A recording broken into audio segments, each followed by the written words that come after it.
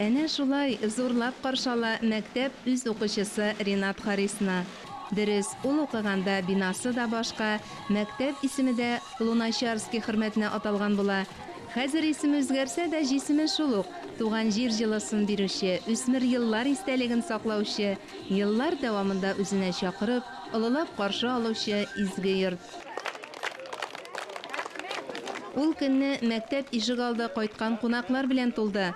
Монысы да гадәти, чөнки биредә ел саен Ринат Хариска багышланган фәнни-гамәли конференция оештырыла. Кеше кайчан матур була, кеше матур шул вакыт иле өчен, халкы өчен яшәгәндә җан атып. Буа шәһәренең Руаль Сәгъдиев исемендәге мәктәптә Ринат Хариска багышланган "Киләчәге бар милләт без, шәхесләргә бай милләт без" дип аталган 8нче фәнни-гамәли конференция башланып китте. Конференциянең сәнгатьне күрү музеенда башланып китүенең асыл мәгънәсе бар. Ул музей Ринат Харис исемен йөртә.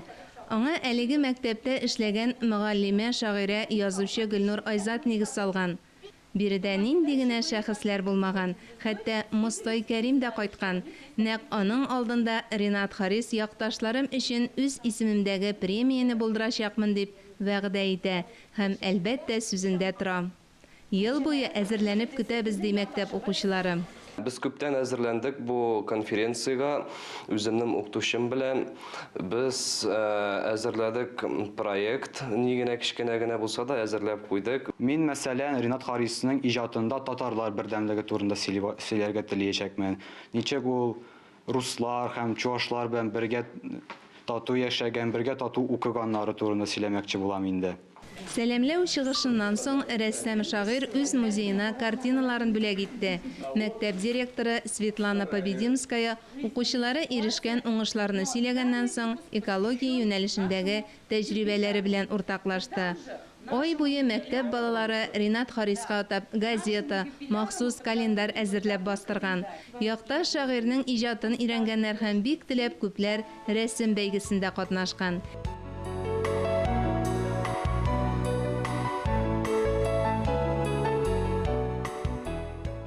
Әлеге рәсемнәр мәктәпнең актлар залына эленгән.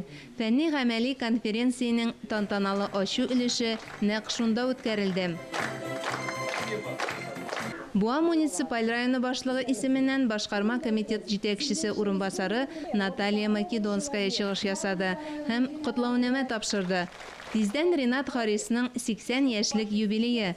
Әлеге конференция юбилей уңайыннан үткәрелгән чараларның тәүгесе. Дөресен әйткәндә, бу әтинең юбилеена багышланган декада башлана. Чөнки аның үзе туган көне апрельнең ахырында. Безнең өчен бу бик теләгән, көтелгән бәйрәм. Чөнки без әни белән горурланабыз. Аларның якты шәүләсендә озак яшәсе килә. 8нче тапкыр үткәрелгән Ринат Харисов конференциясендә Буа якташлык җәмгыяте вәкилләре дә ел саен катнаша. Тәүфик Сәгыйтов, Наил Шәмиев, Раил Зияддинов, Ислам Әхмәтҗанов, алар барысы да Буа төбәгеннән чыккан Татарстанның күренекле шәхесләре.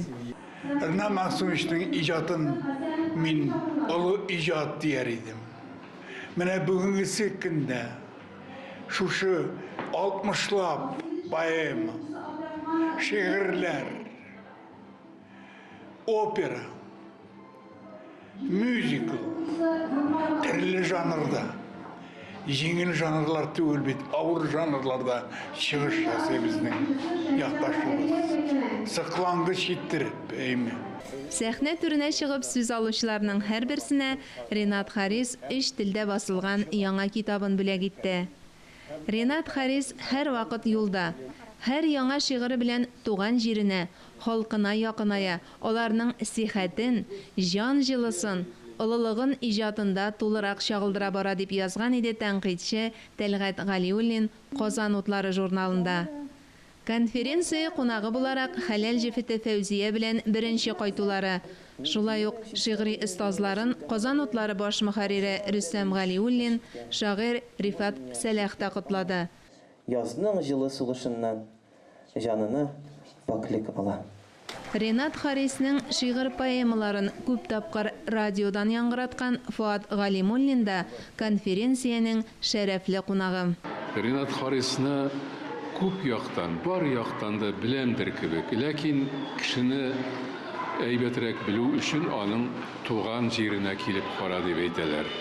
Менә аның укыган мәктәбендә булу миңа шул кадәр күңелле булды. Бу мәктәпнең киләчәге зур. Гадәттә Ринат Харис исемендәге премия 3 укучыга бирелә. Узган ел чикләүләр булу сәбәпле тапшыра алмагач, быел 6 укучы бүләкләнде. Шуларның икесе академик Раиль Сәгъдиев исемендәге гомуми белем бирү мәктәбе укучылары. Миңа конференция бик ошады. Бу минем әнияти һәм укытучыларның нәтиҗәсе буларак. Мин аларга бик зур рәхмәт әйтәсем килә. Һәр елны берилә торган Ринат Харис премиясе тапшырылды. Ул 2005 елдан башлап 3 номинациягә бүлеп бирелә. Укуда иң яхшы, музыкаль сәнгатьтә иң яхшы һәм сынлы сәнгатьтә иң яхшы. Башлангыч чорда Ринат Харис премиясе үзе укыган мәктәп укучыларына гына тапшырылса, хәзер Буа районының башка мәктәпләре укучыларына да бирелә. Яхшы укучым бирделәр. Чөнки мин инде башлангыч класслардан бирле 5-гә генә укыйм. Һәм бик күп конкурсларда, бәйгеләрдә катнашам. Мин укучым өчен бик шат. Бу безнең уртак җиңүебез. Киләчәктә дә Нәфисәгә бар тик уңышлар телим. Киләчәге бар милләтбез, шәхесләргә бай милләтбез дип аталган 8-нче республика күләм конференциянең 3-нче өлешендә барлыгы 50-дән артык укучы катнашты. Актив иҗат итүче, чын мәгънәсендә милли шагыйрьләребезнең берсе булган Ринат Харис. Конференция башланган елларда Ринат абый белән хәләл җефете Лилия апа да жюри буларак бәя биргән булам. Бу ел укучылар тагын да әйбәтләп әзерләнделәр, чөнки без хаталар өстендә эшлибез. Балаларның сүзләрен сөйләп бетергәч, без әлбәттә аларны тыңлыйбыз да, киңәшләр бирәбез. Конференция 3 юнәлештә эшләде. Аларның бер төркеме Ринат Харис иҗатында туган телне, илне саклау проблемаларын, икенчеләре Ринат Харис иҗатында халыклар бердәмлеген өйрәнгән. 3-нче секциядә катнашучылар Ринат Харис шигырьләрен төрле телләрдә сәнгатьле уку бәйгесендә ярышты. Җиңүчеләргә төрле дәрәҗәдәге дипломнар һәм истәлекле бүләкләр тапшырылды. Мөршидә Җихан, Таһир Хәсәнов, Татарстан яңалыклары.